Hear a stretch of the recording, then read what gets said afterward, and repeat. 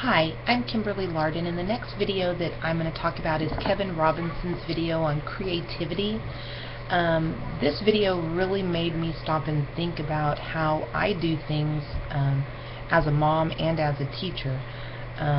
When it talked about how all kids had a tremendous amount of talent and are born with that talent, and as they grow up we begin to diminish that talent. It made me stop and think about how I do things in my classroom. And one of the things it brought to my mind was how when we're working on projects or when we're doing things, there's always a template to be followed. I'm very not always giving my students the ability to be creative and be free to do it how they want to.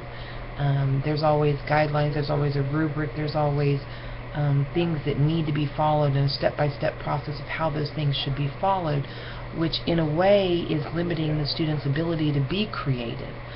So it really made me stop and think about how I can change that to allow my students the ability to take the information that I'm giving them and be creative with that information when we're doing the activities and doing the interactive stuff, so that I'm not diminishing what maybe they're thinking in their minds, but allowing them to be creative.